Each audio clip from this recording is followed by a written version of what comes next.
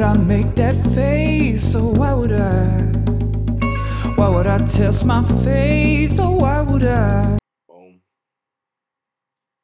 I'm gonna roll this one off the top.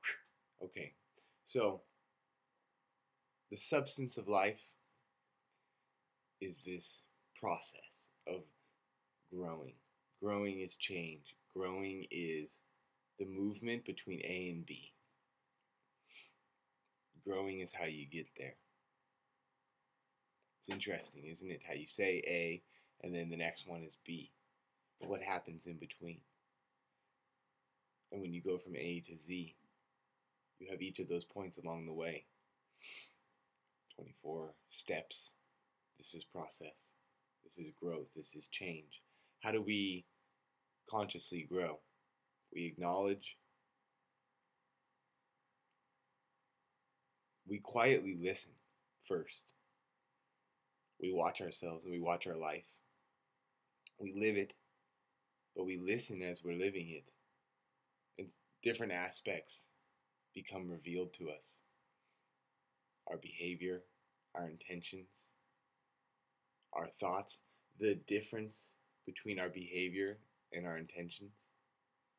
How cunning are you? How clever are you? Do you manipulate reality with your actions, thinking that you're only dealing on a material plane and that as long as your actions portray a certain energy, as long as your actions achieve a certain result, that you're good, but your intention can be something else? Distraction even. Doing things halfway. Gaining results, thinking that those results are sufficient, but never venturing in to full power, to full 100% commitment on yourself. The risk of that. The substance of life is the process, the evolution. It's wrought out in moments here and moments there, in each moment, but also these conscious totem moments of massive change. When something, if you're the type of person who is aware, self-aware, attempting to gain insight into the reality of being, into the meaning of being here, then when certain things happen in your life, certain fissures in relationships, tragedy so often does it to us, but also extreme joy. When blessings come to you and you say to yourself, how is this?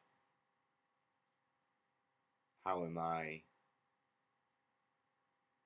experiencing this? You analyze, and due to the evaluation, you create a dichotomy that allows you to observe yourself, to say, where am I and where am I going?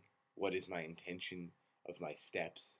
And where am I at the moment, and how far are they divided from each other, and why is there a gap between where I am and where I want to be, need to be? I thank God that I'm becoming the person that I'm supposed to be. And after working through amazing, for me, tremendous first time emotional reality, not working through it to an end, but working through a bubble of emotions, I see that life is going to be ever more a constant succession of these moments.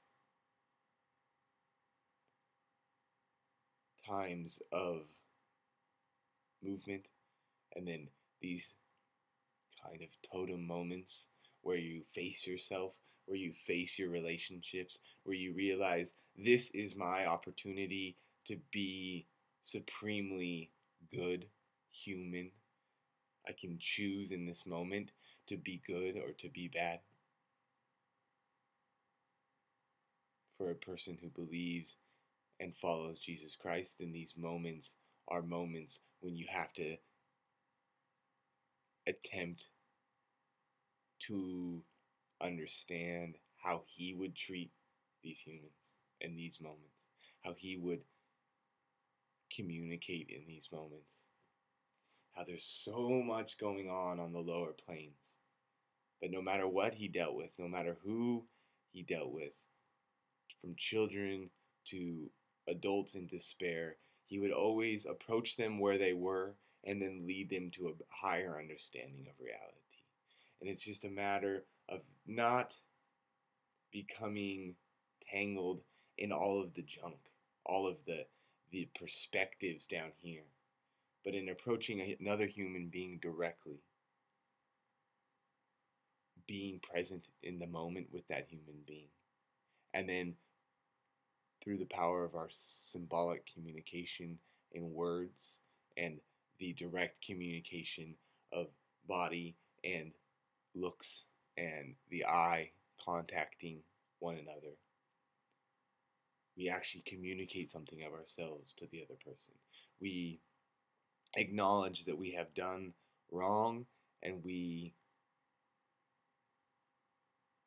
better than changing the past, we actually consciously evolve into the future by acknowledging the wrongs of the past, by acknowledging the mistakes of the past. But we don't dwell on the past. We step the next step.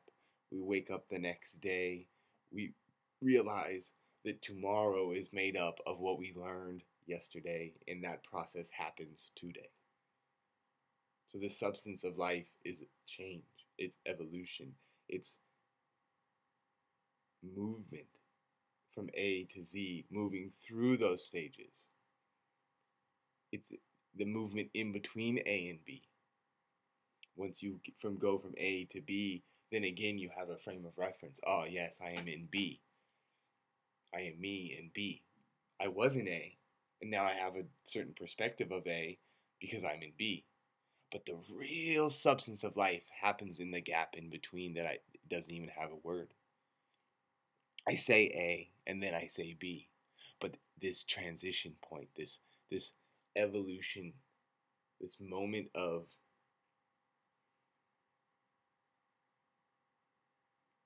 mental, emotional, spiritual transformation to go from one contextual reality to the next. This is the substance of life. And conscious, communicative, humble, always looking, always seeking family in the human family.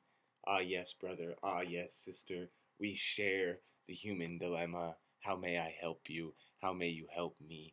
May we communicate and not exist down here where we are trying to manipulate each other, or where we are trying to hide each other, part of ourselves from the other.